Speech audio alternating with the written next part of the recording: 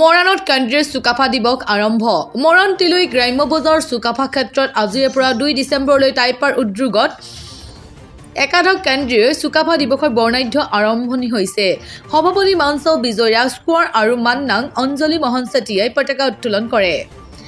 তাই জাতীয় সংগীত চুকাফা প্ৰতিচ্ছবিত মাল্যাৰ্পণ, বন্তি প্ৰজ্বলন, মৈদাম তৰ্পণ আৰু পৰম্পৰাগত বানফি অনুষ্ঠান অনুষ্ঠিত হয়। বাণিজ্য মেলা উদ্বোধন কৰে চক্ৰ বিষয়া কুইনন্ত গগৈয়ে। তিনিদিনীয়া আয়োজনৰ অংশৰূপে কুইজ, চিত্ৰাংকন, দেহস্থি প্ৰতিযোগিতা, সাজপাৰ আৰু কিডছ আৰু মিছ পাটকাই 2025 অনুষ্ঠিত হ'ব।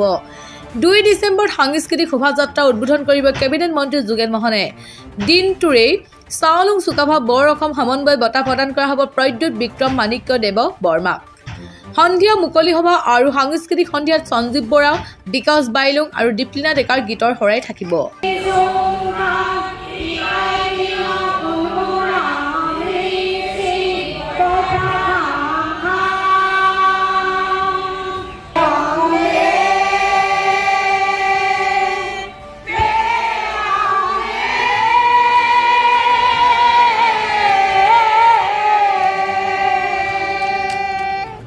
হয়, আজি টাই আহোম যুৱ পৰিষদ কেন্দ্ৰীয় সমিতি আহ্বান তথা মৰাণ মহাসমিতিৰ উদ্যোগত মৰাণ আঞ্চলিক আৰু মৰাণমুখী ৰাইজৰ সহযোগ তিনিদিনীয়াকৈ আমি চাওলুং চুকাফা দিৱস বা অসম দিৱস আমি আয়োজন কৰিছোঁ।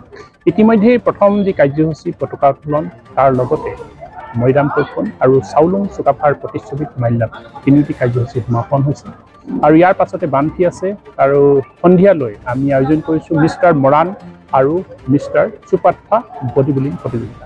আৰু কালিলৈও তেনেধৰণৰ দিনজোৰা কাৰ্যসূচীৰ পাছত নিশালৈ আমি টাই আহোম যি সাজপাৰ প্ৰতিযোগিতা আয়োজন কৰিছোঁ, জনগোষ্ঠী সাজপাৰ। লগতে আমি সন্ধিয়ালৈ সাংস্কৃতিক সন্ধিয়া, পিছৰ দিনা যিটো 2 ডিচেম্বৰ চুকাফা দিৱস, সেই দিনটো ৰাতিপুৱাই হ'ব 12ৰঙীয়া সাংস্কৃতিক শোভাযাত্ৰা আৰু তাৰ পাছতে এটি বঁটা প্ৰদান অনুষ্ঠান হ'ব। সেই বঁটা প্ৰদান অনুষ্ঠানটোৰ নাম হৈছে বৰ অসম সমন্বয় চাওলুং চুকাফা বঁটা।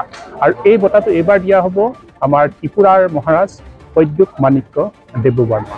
আৰু এই বঁটাটো আমি প্ৰত্যেক বছৰে দি থকা হৈছে। যোৱা বছৰ, তাৰ আগৰ বছৰ এনেধৰণে প্ৰত্যেক বছৰ দিয়া হৈছে আৰু আগন্তুক দিনতো এই বঁটাৰ দ্বাৰা চাওলুং চুকাফাৰ সমন্বয় আৰু সম্প্ৰীতিৰ কথা উত্তৰ পূৰ্বাঞ্চলৰ যি জনগোষ্ঠী, এই জনগোষ্ঠীৰ লগত আমাৰ মিলা প্ৰীতি, এই কথাখিনি বাৰ্তাত আমি কঢ়িয়াই লৈছোঁ। আৰু তেনেদৰে সন্ধিয়ালৈ আমাৰ সাংস্কৃতিক সন্ধিয়া আছে জুবিন গাৰ্গৰ সোঁৱৰণি নামত। আৰু এইবাৰ আমাৰ মাজত আহিব দীপ্লিনা ডেকা, অসমৰ এগৰাকী সু গায়িকা।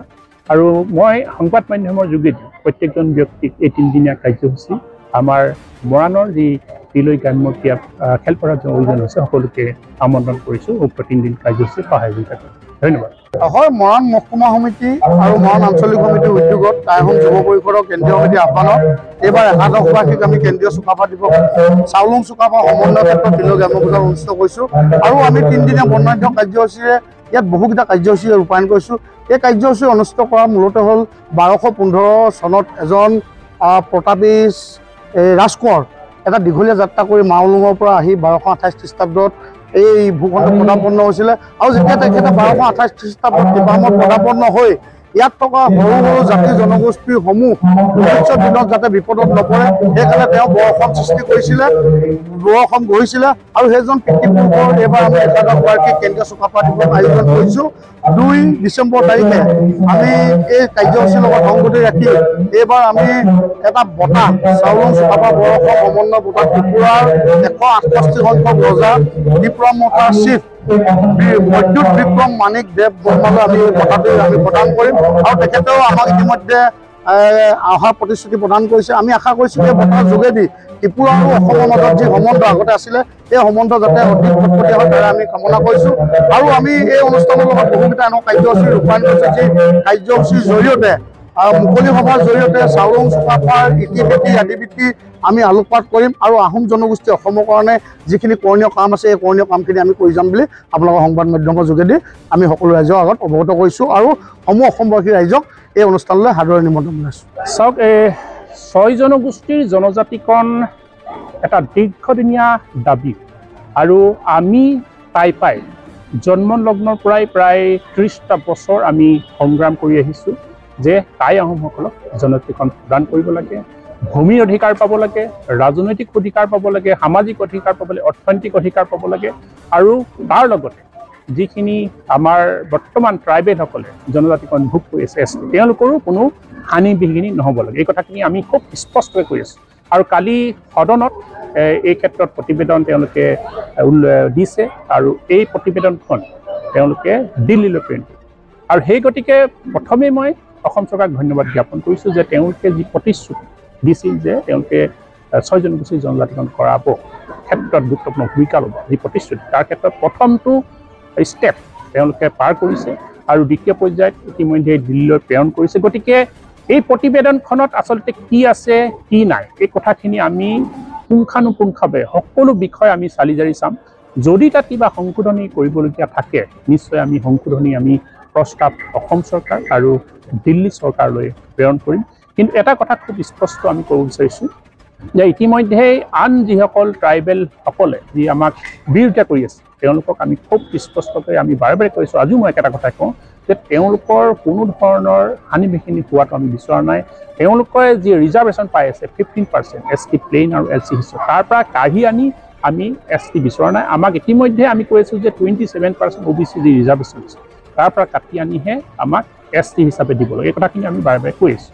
গতিকে আজি আমি পুনৰ কওঁ যে চৰকাৰৰ যি দায়িত্ব আছে এই দায়িত্বটো চৰকাৰে পালন কৰক আৰু 1 ডিচেম্বৰৰ পৰা 19 ডিচেম্বৰলৈ দিল্লীত শীতকালীন অধিৱেশন হ'ব আৰু এই সময়ৰ ভিতৰতে এই যিবোৰ আচলতে প্লাছ মাইনাছ যিবোৰ আছে সংশোধনী প্ৰক্ৰিয়াত আমি ইতিমধ্যে কৈছোঁ যে সকলো আমি চালি জাৰি চাম। আমি তেওঁলোকলৈ আমি প্ৰস্তাৱ প্ৰেৰণ কৰিম। গতিকে সকলো চালি জাৰি চাই শুদ্ধভাৱে প্ৰতিবেদনখন 1 ডিচেম্বৰৰ পৰা 19 ডিচেম্বৰৰ ভিতৰতে আইনৰ যোগেদি তেওঁলোকে ৰাষ্ট্ৰপতিৰ চহীৰ যোগেদি যাতে বিষয়টো সমাধান কৰে এয়া আমি টাইপাৰ কেন্দ্ৰীয় সমিতিৰ আহ্বান জনাম। উল্লাসিত কিছুমান হৈছে কাৰণ মানে তেওঁলোকে ভাবিছে যে প্ৰতিবেদনখনৰ যোগেদি আমি জনজাতিকৰণ পাই গ'লোঁ, কিন্তু মই কৈছোঁ যে প্ৰথম ষ্টেপটো আমি পাৰ কৰিছোঁ আৰু ইয়াত থকা গোটেই বিষয়টো কালি মই বক্তব্য দিয়া নাই কাৰণ এই গোটেই প্ৰতিবেদনখন মই হাতত আজি আহি পৰিছে। গোটেই বিষয়টো আমি চালি জাৰি চাম। ইয়াত লৰ এক্সপাৰ্ট আৰু সংবিধানৰ যিসকল এক্সপাৰ্ট তেওঁলোকৰ লগত আমি আলোচনা কৰিম। আমি দল সংগঠনে সকলোৱে এখন বৈঠকত বহিম। তাৰ পাছতহে আমি তাত কি সংশোধনী প্ৰক্ৰিয়া কৰিব পাৰিম এই কথা আমি ব্যৱস্থা লওঁ। আৰু মই এটা কথা কওঁ, যিদিনা আমি জনজাতিকৰণ পাম প্ৰকৃতপক্ষে যিদিনা আইনখন ৰাষ্ট্ৰপতিয়ে চহী কৰিব সেইদিনা আমিও নিশ্চয় আনন্দ উল্লাস কৰিম, আমিও ফটকা ফুটাম, আমিও মিঠাই খাম। গতিকে চৰকাৰে যি দায়িত্ব চৰকাৰে যি প্ৰতিশ্ৰুতি দিছিলে সেই প্ৰতিশ্ৰুতি মই ভাবোঁ যে অতি শীঘ্ৰেই চৰকাৰে পালন কৰে এয়া আমি আহ্বান কৰিছোঁ। হয়, যিখন প্ৰতিবেদনৰ কথা ইতিমধ্যে চৰ্চা হৈছে সেই প্ৰতিবেদনখন এতিয়ালৈকে ৰাজু হোৱা নাই। আৰু এটা কথা আমি দেখিছোঁ P আৰু V এই ছিষ্টেমটোত কিন্তু আমি সন্তুষ্ট নহয়। যদি P আৰু V এই ছিষ্টেমটো যদি 6 জনগোষ্ঠীৰ মাজত বিভাজন কৰিব বিচাৰিছে তেতিয়া আমি এই অকল অসম চৰকাৰ মুখ্যমন্ত্ৰী আৰু ভাৰত চৰকাৰৰ প্ৰধানমন্ত্ৰী ডাঙৰীয়াক স্পষ্ট ভাষাৰে কৈছোঁ এনে জনজাতিকৰণৰ আমাৰ প্ৰয়োজন নাই। আমাক শুদ্ধ জনজাতিকৰণ মৰ্যাদা পাব লাগিব। যদি শুদ্ধ জনজাতিকৰণৰ মৰ্যাদা আমাক নাপাওঁ তেতিয়ালৈকে কিন্তু আমাৰ আন্দোলন আৰু অধিক তীব্ৰতৰ হৈ যাব এই কথা স্পষ্ট।